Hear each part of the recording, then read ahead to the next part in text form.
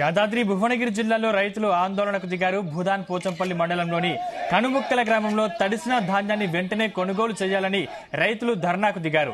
తడిసిన ధాన్యం బస్తాలతో పోలింగ్ కేంద్రానికి వచ్చారు. తడిసిన ధాన్యం కొనుగోలు చేస్తేనే ఓటు వేస్తామంటూ నిరసనకు దిగారు. రైతుల నిరసనతో పోలింగ్ కేంద్రం దగ్గర ఉద్రిక్తత తలెత్తింది.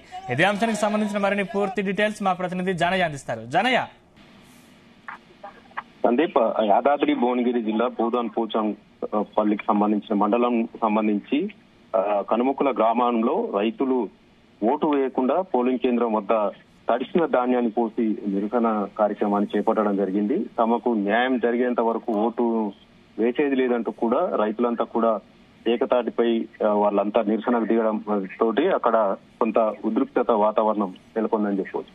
గత 15 రోజులుగా కూడా ఈ భూదాన్ పోచంపల్లి మండలంలో దాదాపుగా ఇప్పటికీ 3 సార్లు అకాల వర్షం పడడం జరిగింది. దీంతో ధాన్యం కొనుగోలు కేంద్రాల్లో ఆలస్యం అవుతుండటంతో కొనుగోళ్ల విషయంలో ఆలస్యం కావడంతో ధాన్యం పూర్తి స్థాయిలో ఇప్పటికే 3 సార్లు తడిసిపోవడంతో రైతులు తీవ్రంగా నష్టపోవడం జరిగింది. ధాన్యాన్ని ఆరబెట్టినప్పటికీ కూడా తడిసిన ధాన్యం అని చెప్పి కొనుగోలు కేంద్రానికి సంబంధించిన నిర్వాహకులు ధాన్యాన్ని కొనకుండా ఇబ్బందులకు గురి చేస్తుండటంతో రైతులంతా కూడా ఆగ్రహం వ్యక్తం చేస్తున్నారు.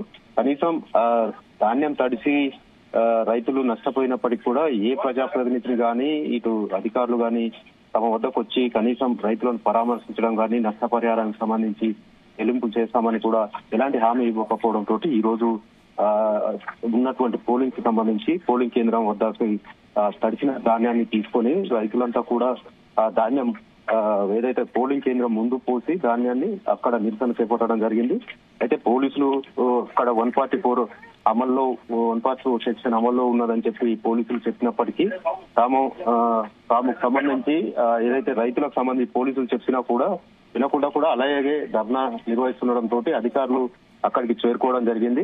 అయితే అధికారులంతా కూడా ఎంత నచ్చ చెప్పినప్పటికీ రైతులు మాత్రం ఇంకా కూడా అదే నిరసన వ్యక్తం చేస్తున్నారు. తమ తడిసిన ధాన్యాన్ని కొనుగోలు చేసి తమకు న్యాయం జరిగే విధంగా పరిహారం అందే విధంగా చేయాలని మాత్రం డిమాండ్ చేస్తున్న పరిస్థితి అయితే కనపడుతుంది. ఇంకో విషయం సంబంధించి ఏదైతే తమకు సరైన హామీ గానీ నష్టపరిహారం గానీ ఇస్తేనే ఓటు వేస్తామని చెప్పి రైతులు భీష్మించి కూర్చోవడంతో అధికారులు మాత్రం రైతులతోటి మాట్లాడే ప్రయత్నం అయితే చేస్తున్నారు. సందీప్, అంటే ఇప్పటివరకు ఎవరైనా అధికారులు స్పందించారా?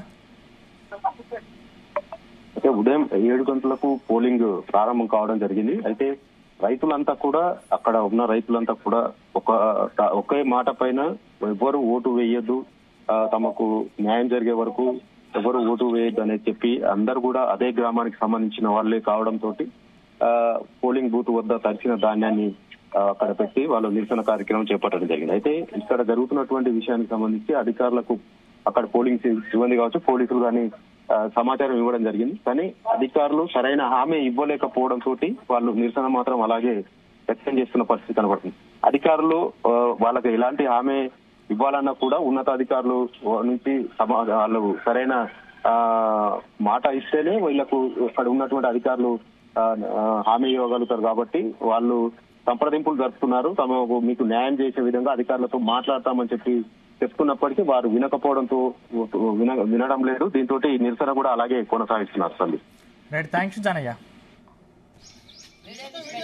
జై జవాన్